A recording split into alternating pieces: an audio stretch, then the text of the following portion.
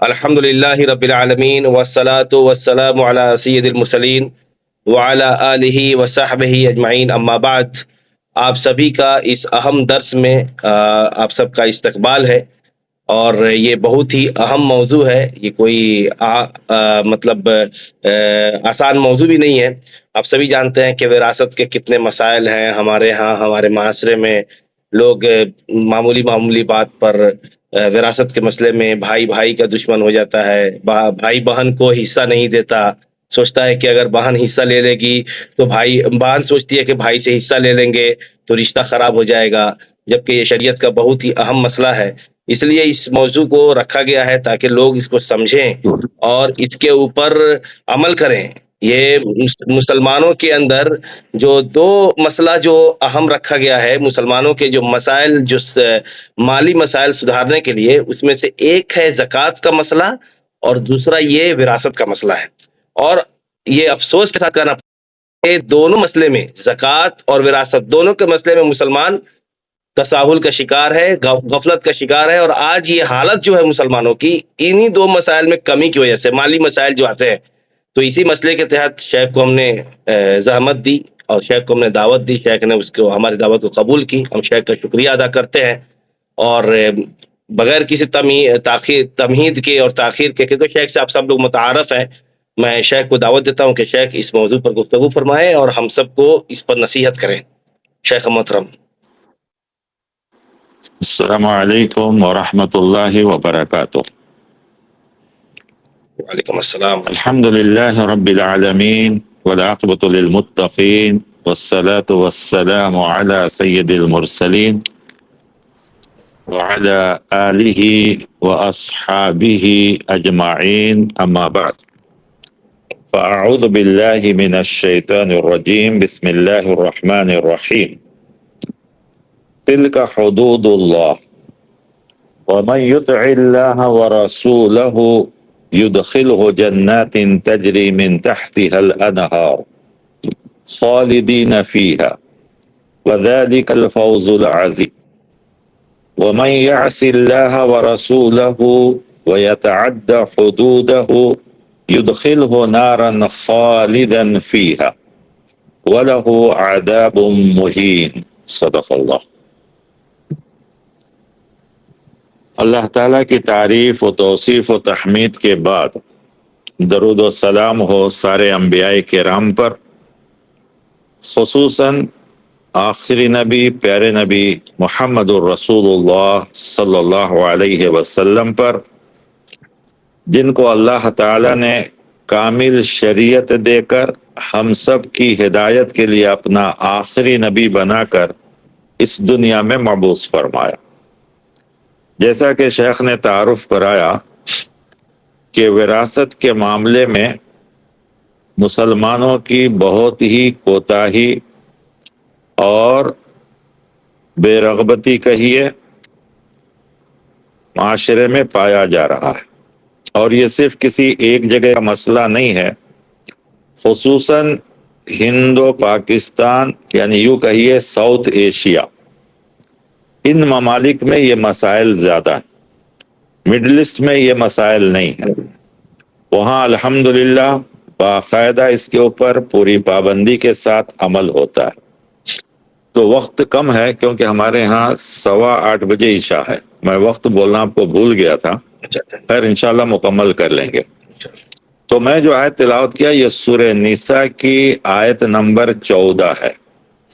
اللہ تعالیٰ نے وراثت کا حکم سورہ نساء میں نازل کیا ہے، شروع کی آیتوں میں بھی اور ختم بھی سورہ نساء اسی مسئلے پہ ہوتا ہے۔ وراثت کسے کہتے ہیں؟ وراثت کسی بھی انتقال، کسی کے انتقال کے بعد، خواہ شوہر یا بیوی، ماں یا باپ کے انتقال کے بعد ان کے مال کو ان کے ورثہ میں تقسیم کرنا، یا بیوی کا انتقال ہو جائے تو اس کے مال کو اس کے شوہر اور اس کے بچوں میں تقسیم کرنا، یا شوہر کا انتقال ہو جائے تو اس کا مال اس کی بیوی اور بچوں میں تقسیم کرنا۔ یعنی موت کے بعد جو مال تقسیم ہوگا اس کو وصیت کہا گیا ہے، وراثت کہا گیا ہے۔ قرآن کریم نے ٹھیک آج جو حالات ہیں مکے میں، جس کی وجہ سے وراثت کا حکم دیا گیا، جیسا کہ مفسرین نے ایک واقعہ لکھا ہے کہ ایک صحابی تھے اویس بن ثابت، ان کا انتقال ہوا تو ان کے مال کو، چونکہ ان کی 2 بچیاں تھیں جو کم عمر تھیں، اور بچیاں تھیں اور ایک لڑکا تھا جو نابالغ تھا، تو اس وقت لوگ لڑکیوں کو تو یہ وراثت دیتے ہی نہیں تھے، اور اگر لڑکا بھی نابالغ ہو تو اس کو بھی نہیں دیتے تھے، رشتہ دار وہ مال ہڑپ لیتے تھے۔ آپ صلی اللہ علیہ وسلم کہیں جا رہے تھے تو ان کی بیوی پیارے نبی صلی اللہ علیہ وسلم کے پاس آئیں اور انہوں نے کہا کہ ایسا ایسا معاملہ ہے، میرے رشتہ داروں نے مال ہڑپ کر لیا ہے، یہ 2 بچیاں ہیں، ان کے 2 لڑکے ہیں، کم سے کم شادی بھی کر لیتے، مال لیا تو ساتھ ساتھ ان بچیوں سے شادی بھی کر لیتے۔ اب ان بچیوں کے پاس مال نہیں ہے اور ان کے والد آپ کے ساتھ جنگ میں شہید ہو چکے ہیں، تو ان کا کیا ہوگا؟ اب تک وراثت کا حکم نہیں آیا تھا۔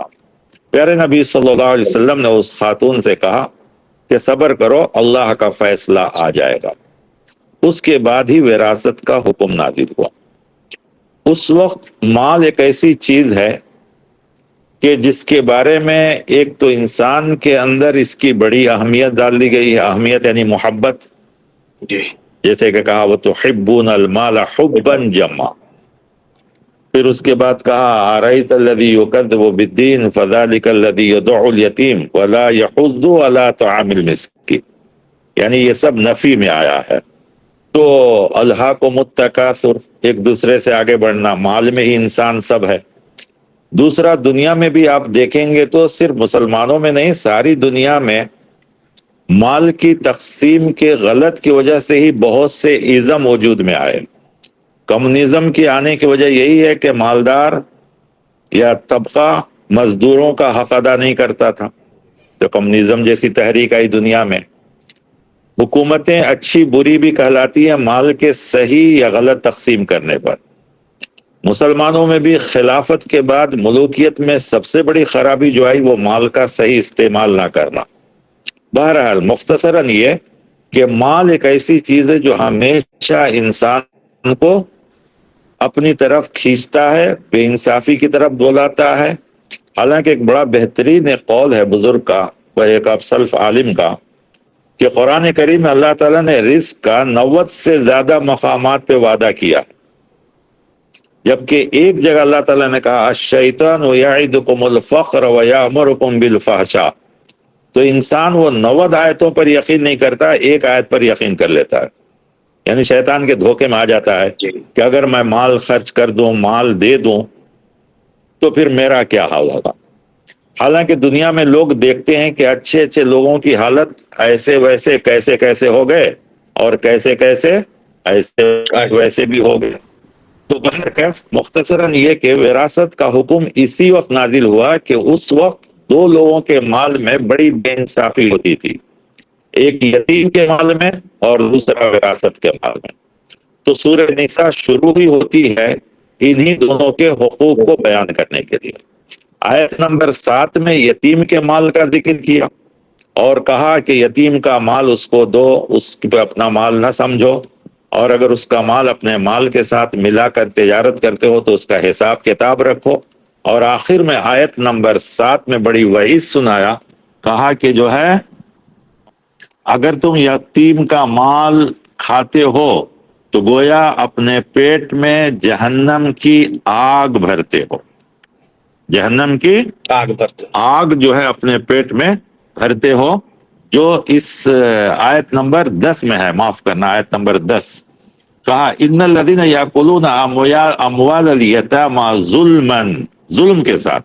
اگر کوئی یتیم کے مال کو اپنی تجارت میں لگاتا ہے، حساب کتاب رکھتا ہے، برابر نفع میں شریک دیتا ہے اور نفع سے فائدہ اٹھاتا ہے طے شدہ معاملے کے مطابق، تو وہ گناہ نہیں ہے۔ لیکن ظلمن اگر کوئی مال کھاتا ہے تو قرآن کہہ رہا انما یاکلون فی بطونہم نارا، تو وہ جہنم کی آگ اپنے پیٹ میں بھرتا ہے دنیا میں، وَسَيَصْلَوْنَ سَعِيرًا، اور آخرت میں وہ جہنم میں چڑھایا جائے گا۔ یہاں تک یتیم کے مال کو ذکر کرنے کے بعد اب وصیت کا ذکر ہو رہا ہے۔ کہا یوصیکم اللہ فی اولادکم، اللہ نے تمہارے اولاد کے بارے میں تم کو نصیحت کیا، للذکر مثل، یہ تو وراثت کا بتایا جا رہا ہے۔ سب سے پہلے ہم کیوں وراثت کو اتنی اہمیت دیتے ہیں اور کیوں لوگ اس سے غفلت کر رہے ہیں، ان کے لیے دو چیزیں جو اہمیت دیں گے۔ ان کے لیے میں نے وہ آیت پڑھا جو آیت نمبر 14 ہے۔ اللہ تعالیٰ کہتے ہیں تلک حدود اللہ۔ اکثر لوگ پوچھتے ہیں نا کہ مسلم پرسنل لا کے لیے مسلمان کیوں لڑتے ہیں، تو مسلم پرسنل لا میں جتنے بھی چیزیں ہیں اللہ نے اس کو اپنا قانون قرار دیا ہے، اور خاص کر اس چیز کو، وراثت کو، اللہ تعالیٰ پورے مسئلے کو نقل کرنے کے بعد کہتے ہیں تلک حدود اللہ، یہ اللہ کی حدیں ہیں، بارڈر ہیں۔ ایک آدمی کوئی ملک کا بارڈر بغیر پرمیشن کے کراس نہیں کر سکتا، اگر کراس کیا تو وہ جرمانہ دیا جائے گا۔ ٹریفک کے رولز کو بغیر کے کراس نہیں کر سکتا، اسٹیٹ کے بارڈر کو بغیر یہ کہ کراس نہیں کر سکتا۔ تو یہاں بھی کہا گیا کہ یہ اللہ کی حدیں ہیں۔ وَمَن يُطِعِ اللَّهَ وَرَسُولَهُ، جو اللہ اس کے رسول کی اطاعت کرے گا، یدخلہ جنات تجری، تو ہم اس کو ایک ایسے جنت میں داخل کریں گے جس میں نہریں بہتی ہوں گی، اس میں ہمیشہ ہمیش رہے گا۔ وَذَلِكَ الْفَوْزُ الْعَظِيمُ، اور یہ بہت بڑی کامیابی ہے۔ لیکن وَمَن يَعْصِ اللَّهَ وَرَسُولَهُ، جو اللہ اس کے رسول کی نافرمانی کرے گا وراثت کی تقسیم میں، تو ہزار مومن ہے کچھ بھی ہے، وہ اللہ اس کے رسول کی نافرمانی کر رہا ہے، وَيَتَعَدَّ حُدُودَهُ، اور وہ اللہ کے حد کو فلانگ رہا ہے، اللہ کے حد کو کراس کر رہا ہے، اللہ کے حد کو توڑ رہا ہے۔ تو جو اللہ کے حد کو توڑے گا یدخلہ نارا خالدا فیہا، حالانکہ ہمیشہ خالدن فیہا جہنمیوں کے لیے آتا ہے اور کافروں کے لیے، مشرکوں کے لیے آیا ہے، لیکن یہاں پر ان لوگوں کے لیے بھی آ رہا ہے جو اللہ کے حدود کو توڑتے ہیں، اور خاص کر وراثت کے ذکر کے بعد آ رہا ہے، تو گویا وراثت کو توڑنا بھی، وراثت کے قانون کو توڑنا بھی اپنے آپ کو جہنم میں داخل کرنے کے برابر ہے۔ اور یہی نہیں کہا وَلَهُ عَذَابٌ مُّهِينٌ، ان کے لیے دردناک عذاب بھی ہے۔ اب آئیے، وراثت کو سب لوگ صرف ایک ہی چیز سمجھتے ہیں کہ موت کے بعد مال کو تقسیم کر دینا، نہیں، یہاں وراثت کا جہاں بھی ذکر آیا تو سب سے پہلے کہا وصیت کا ذکر ہے، اس کے بعد قرض کو ادا کرنے کا ذکر ہے، اس کے بعد تدفین کا لکھتے ہیں، قرآن میں تدفین کا نہیں ہے، احادیث اور فقہا کے نزدیک تدفین بھی ہے، کہ ایک آدمی کو سب سے پہلے قرض ہے کیا وہ دیکھا جائے گا، قرض ادا کیا جائے گا۔ آج لوگ اس کے معاملے میں بھی بہت سستیت کرتے ہیں، قرض کو قرض نہیں سمجھتے ہیں، قرض کے وبال کو وبال نہیں سمجھتے ہیں۔ پیارے نبی صلی اللہ علیہ وسلم جو بھی جنازہ آتا تو سب سے پہلے پوچھتے اس کے اوپر قرض ہے کیا، اگر آپ صلی اللہ علیہ وسلم نہیں ہوتا کوئی ادا کرنے والا تو آپ ادا کرتے تبھی جنازہ پڑھاتے، نہیں تو کہتے کہ تم لوگ ادا کر لو۔ تو اتنی سختی ہے، اور آپ صلی اللہ علیہ وسلم جن چیزوں سے پناہ مانگے اس میں سے ایک قرض بھی ہے، کہ آپ ہمیشہ فرض نماز کے بعد جن چیزوں سے پناہ مانگتے تھے اس میں سے ایک قرض بھی، من المعصم والمغرم، قرض سے آپ پناہ مانگیں۔ تو اتنی بڑی وعید چیز ہے قرض، لیکن دنیا آج اس کو بھی، اور خاص کر مسلمان اس کو بھی بہت ہلکا لے لیتے ہیں، اور قرض کی بھی ڈر فکر نہیں رہتی ہے، جبکہ احادیث میں وعید میں تو اور بھی زیادہ ہے، لیکن میرا وہ موضوع نہیں ہے، اس لیے میں آگے بڑھ رہا ہوں۔ قرض سب سے پہلے ادا کیا جائے گا ایک انتقال کرنے والے کے مال میں سے، اس کے بعد اس کی تدفین ہوگی، اس کے بعد اگر اس نے وصیت کیا ہے تو وہ وصیت پورا کیا جائے گا، اس کے بعد جب بچے گا تو اس کو تقسیم کیا جائے گا۔ وصیت کی لمٹ بتلائی گئی ہے 1/3، اور وصیت ان کے لیے کیا جائے گا جو لوگ وراثت کا حصہ نہیں ملتا ہے، جس کو وراثت کا حصہ ملتا ہے اس کے لیے وصیت نہیں ہے۔ اور یہ وصیت اپنے لیے نیک کاموں کے لیے بھی کر سکتا ہے جو اکثر مجلس کے لوگ کرتے ہیں، اور انہی کی یہ وصیت کے پیسے ہوتے ہیں جس میں غریب ملکوں کے بڑے بڑے ادارے، بڑے بڑے کام، بڑے بڑے دین کے کام ہوتے ہیں ان پیسوں سے، یا خواتین جو نیک ہوتی ہیں وہ اپنے مہر کے پیسوں سے بڑے بڑے نیک کام ہوتے ہیں، مڈل ایسٹ کی خواتین ہو یا بڑے بڑے لوگ، ایسے ایسے اللہ کے بندے ہیں جن کے 1/3 سے لاکھوں ریال یا جو ہے اس سے بڑھ کے بھی پیسے نکلتے ہیں، اور اس سے جو ہے غریب ملکوں میں ساؤتھ افریقہ ہو، نیپال ہو، بنگلہ دیش ہو، ان ملکوں میں ہوتا ہے۔ میں ہندوستان کا نام نہیں لے سکتا اس لیے کہ جانتے ہیں ریکارڈ ہو رہا ہے اور لوگ اس کا غلط یہ لیں گے، حالانکہ وہی پیسہ آتا ہے، دوسرا کچھ نہیں ہوتا ہے، لیکن لوگ غلط کرتے ہیں کہ کہتے ہیں کہ اسلام پھیلانے کے لیے، غلط بات ہے۔ تو بہرکیف پوری دنیا کے غریب ملکوں میں جو مڈل ایسٹ والے دیتے ہیں، مدد کرتے ہیں، اکثر پیسہ 1/3 وصیت کا ہی ہوتا ہے، پھر اس کے بعد زکوٰۃ اور دوسری چیز۔ بہرکیف تو وصیت بھی اگر کوئی آدمی کرنا چاہے تو اس کی لمٹ ہے 1/3۔ تو یہ 3 چیزوں کے بعد قرض ادا کرنے، تدفین اور وصیت کے بعد جو پیسہ بچے گا اس کو وراثت کا مال کہا جائے گا۔ یہ پیسے کی شکل میں ہو، گھر بار کی شکل میں ہو، زمین کی شکل میں ہو، سونے چاندی کی شکل میں ہو، جس میں بھی ہو اس کو وراثت کا مال کہا جائے گا۔ یہاں پر ایک سوال پیدا ہوتا ہے کہ وراثت تو موت کے بعد ہے، اگر کوئی آدمی زندگی میں کرنا چاہے تو کیا ہے؟ تو اکثر علماء تو کہتے ہیں کہ زندگی میں کرنا چاہے تو ماں باپ اپنی مرضی سے جس کو چاہے جتنا دے سکتے ہیں، لیکن کسی کا حق مارا نہ جائے، کمی بیشی دے سکتے ہیں۔ لیکن ہندوستان کے جو سب سے بڑے فقیہ تھے مولانا مجاہد الاسلام صاحب قاسمی رحمۃ اللہ علیہ، اور اس میں کوئی شک نہیں کہ بہت بڑے فقیہ تھے، وہ کہتے ہیں کہ نہیں، زندگی میں بھی تقسیم کرنا ہو تو اسی حساب سے کرنا چاہیے۔ یہ ان کے خیالات تھے کہ زندگی میں بھی کرنا ہو تو اسی حساب سے، یعنی لڑکوں کو دے، لڑکیوں کو ایک۔ اب آئیے کہ یہ تقسیم ہوگا تو کس کو ہوگا؟ وراثت کے بہت سے حقدار ہیں، لیکن قرآن کریم نے جو ایک لفظ کہا ہے وہ یہ کہ اقرب، اقرب جو ہوگا، یعنی اقرب کا مطلب میت جو ہے جس کا انتقال ہو رہا ہے اس سے قریب جو آدمی ہے، کیونکہ اللہ تعالیٰ نے کیا کہا؟ للرجال نصیب مما ترک الوالدان والاقربون، اقرب ہونا چاہیے۔ تو جو سب سے قریب ہوگا اس کو ملے گا، قریب کے بعد والا اس سے محروم ہو جائے گا۔ جیسے ایک انسان کا انتقال ہوا، باپ ہے، بیٹا ہے، بیٹی ہے، بیوی ہے، تو باپ کو ملے گا، بیٹے بیٹی کو ملے گا، بیوی کو ملے گا، دادا پردادا محروم ہو جائیں گے، پوتا پڑپوتا محروم ہو جائے گا، اس لیے کہ وہ اقرب نہیں رہے، بیٹا اقرب ہو گیا، ان کو ملے گا۔ اب یہاں پر سب سے بڑا اعتراض جو قرآن کریم نے جس کو حل کیا، اور دنیا پوری اعتراض کرتی ہے چند چیزوں میں، اس میں سے ایک سب سے بڑا آتا ہے کہ لڑکی کو کیوں 1 حصہ، لڑکے کو کیوں 2 حصہ؟ یہ سب سے بڑا اعتراض۔ کم سے کم اسلام نے لڑکی کو 1 حصہ دینے کے لیے تو کہا ہے، دنیا نے تو وہ بھی نہیں دیا ہے۔ ہمارے ملک میں جو ہندو ایکٹ بنا ہے وہ بہت بعد میں بنا ہے، اور اس میں بھی جو ہے دینے کے لیے کہا گیا، ورنہ ان کے مذہب میں تو ہے ہی نہیں ہے، کسی مذہب میں نہیں ہے سوائے اسلام کے، کہ عورت کو بھی، بیٹی کو بھی اپنے ماں باپ کے ملنا چاہیے۔ اور سب سے بڑی غلطی تو یہ ہے کہ لوگ غلط سمجھتے ہیں، حقیقت میں دیکھا جائے تو لڑکی کو لڑکے سے زیادہ ملتا ہے،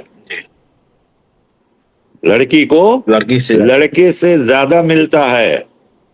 لڑکی ہے تو باپ کے مال میں حصہ ہے، بیوی بنتی ہے تو شوہر کے مال میں حصہ ہے، ماں بنتی ہے تو اولاد کے مال میں حصہ ہے، جبکہ بیٹے کو صرف اور صرف باپ کے مال میں حصہ ہے، باقی کہیں بھی اسے حصہ نہیں ہے۔ بیوی کے مال میں اس کو حصہ نہیں ہے، کہیں بھی نہیں ہے اسے، صرف باپ کے مال میں ہی اس کو حصہ۔ تو یہاں تو عورت کو زیادہ دیا گیا ہے۔ اچھا، دوسری بات یہ ہے کہ اسلام کا جو پورا نظام ہے وہ 2 چیزوں پہ مستوی ہے، 2 چیزوں پر اس کا تعلق ہے۔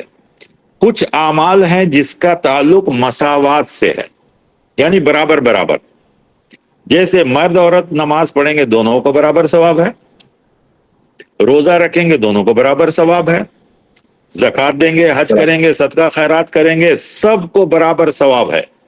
یہاں قرآن نے کہیں نہیں کہا کہ یہاں مرد کو زیادہ ثواب، عورت کو کم ثواب، کہیں نہیں کہا۔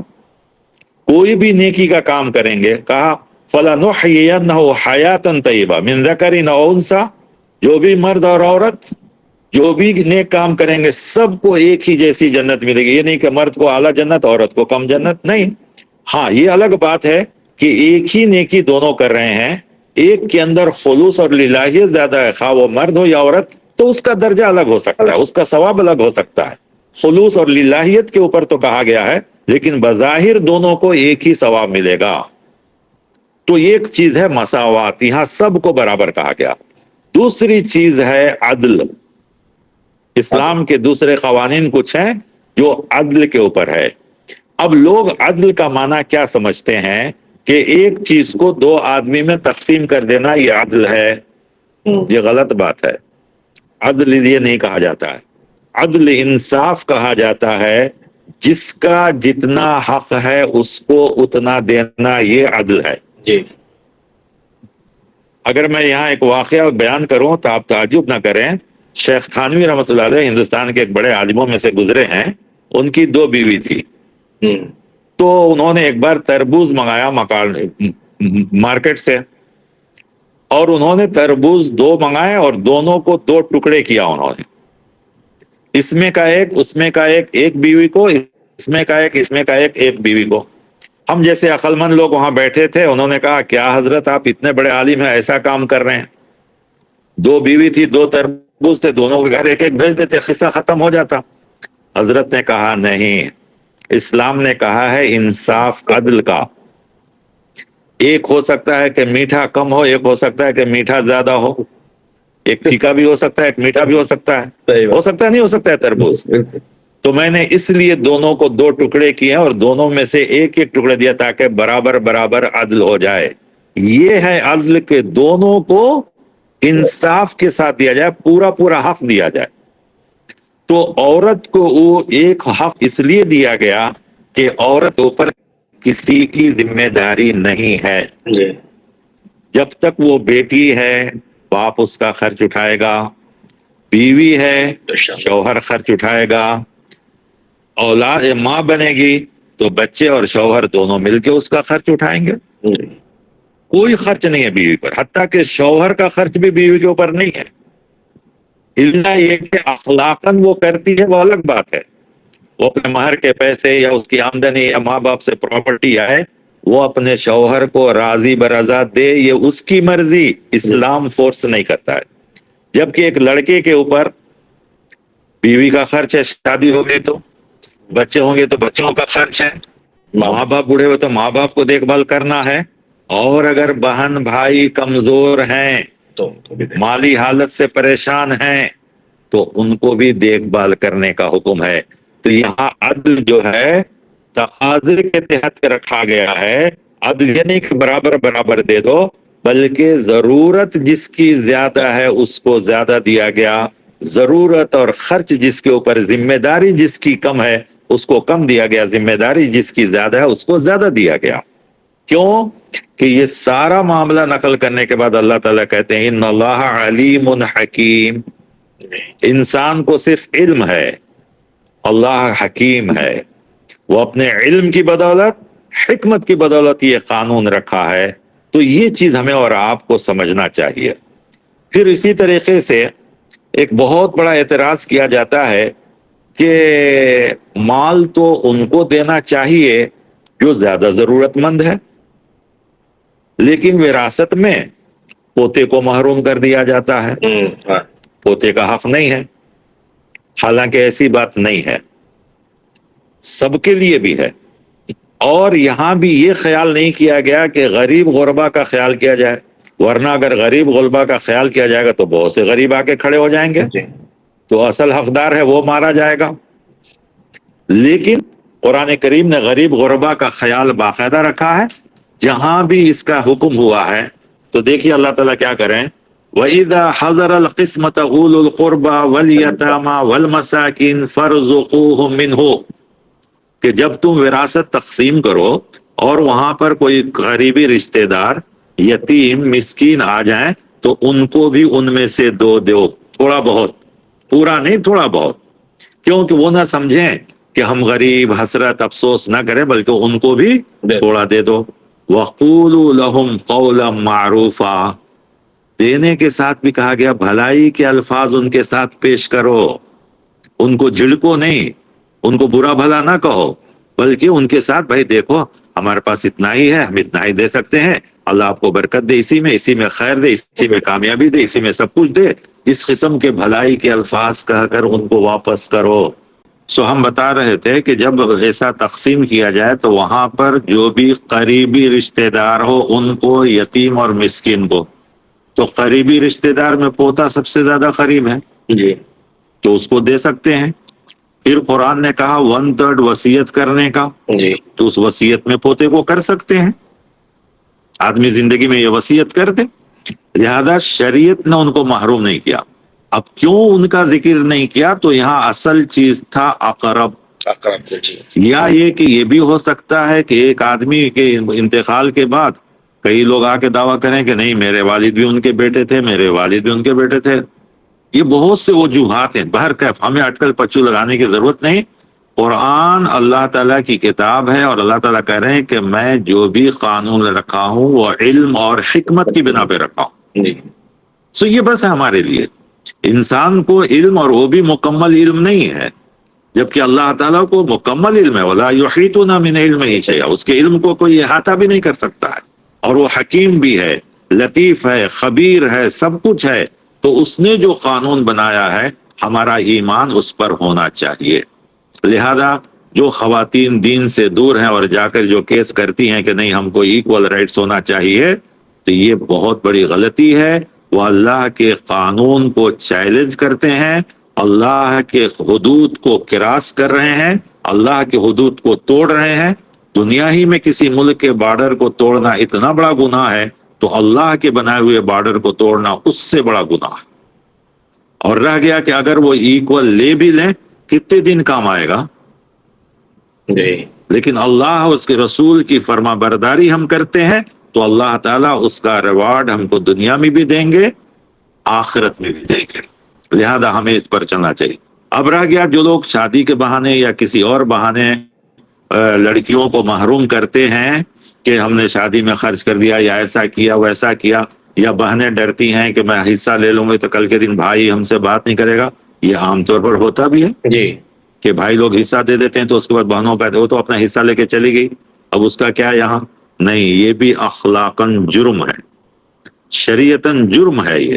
اللہ نے اسی لیے آپ کو 2 حصے دیا ہے، اور اگر نیتیں ارادے صحیح ہوں گی تو اللہ تعالیٰ اسی میں خیر و برکت دے گا، جس سے آپ بھی خوش رہیں گے وہ بھی خوش رہیں گے۔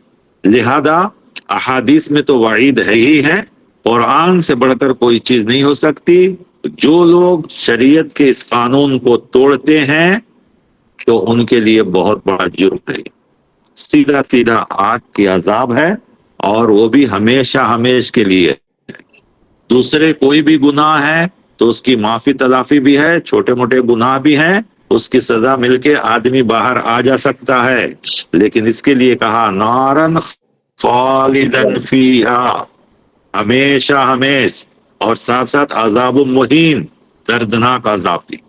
لہذا مسلم معاشرے میں اس چیز پر غور کرنا چاہیے کہ یہ اللہ کے حدود کو توڑنا، اللہ کے حدود کو کراس کرنا، اللہ کے حدود کے خلاف جانا ہے، اور جو انسان اللہ کے حدود کے خلاف جائے گا، 2 چیزوں میں اللہ نے بڑی سخت وعید کی ہے۔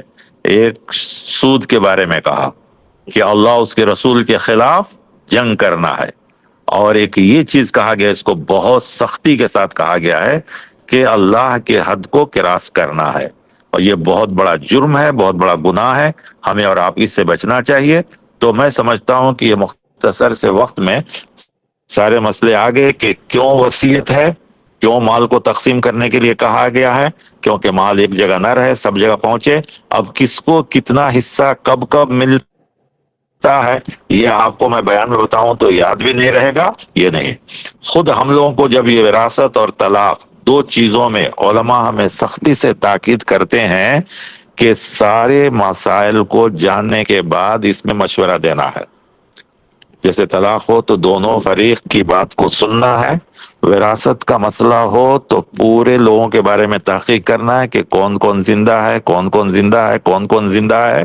اس کے بعد وراثت کے مسئلے میں ہر آدمی کو یہ دو مسئلے میں منہ نہیں کھولنا چاہیے، عام انسانوں کو بھی اس میں زیادہ اپنی عقل نہیں لڑانی چاہیے، بلکہ علماء جاننے والے ان حضرات سے پوچھ کر اس مسئلے کو حل کرنا چاہیے۔ بعض وقتوں میں ان مسائل کا صحیح استعمال بھی ہوتا ہے اور صحیح تقسیم بھی ہوتی ہے، لہذا ہر کس و ناقص کو آسانی سے صرف ہاں بھائی بیٹے کو 2 حصے، بیٹی کو 1 حصے دے کے ختم کر دیں گے، ایسا نہیں ہے۔ خود ماں باپ کو بھی اولاد نہیں ہے تو الگ حصہ ہے، اولاد ہے تو الگ حصہ ہے، یا اولاد نہیں ہے تو ماں باپ کو جو ہے بھائیوں کو الگ ہے، بہنوں کو الگ ہے۔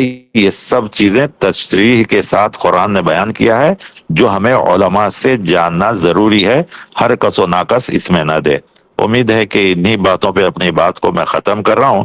جو بھی اس میں اچھی باتیں ہوئی اللہ تعالیٰ کی طرف سے ہے، اگر کوئی آگے پیچھے کوئی بات ہو گئی ہو تو اللہ مجھے بھی معاف فرمائے، آپ کو بھی معاف فرمائے۔ اللہ ہم سب کو حق دکھلائے، حق پر عمل کرنے کی توفیق عطا فرمائے، باطل دکھلائے اور باطل سے بچنے کی توفیق عطا فرمائے۔ آمین۔ اسلام کے جتنے اصول ہیں اور خاص کر جن اصولوں میں سختی کی گئی ہے اس کو پابندی کے ساتھ عمل کرنے کی توفیق عطا فرمائے۔ آمین۔ وصلی اللہ علی نبی، والسلام علیکم ورحمۃ اللہ وبرکاتہ۔ وعلیکم السلام ورحمۃ اللہ وبرکاتہ۔ جزاکم اللہ خیر الجزا۔ بہت ہی مختصر لیکن سارے مسائل اس میں آ گئے، وراثت کی اہمیت اور کن کو دینا ہے، کیوں لڑکے کو 2 حصہ ہے، لڑکی کو 1 حصہ ہے،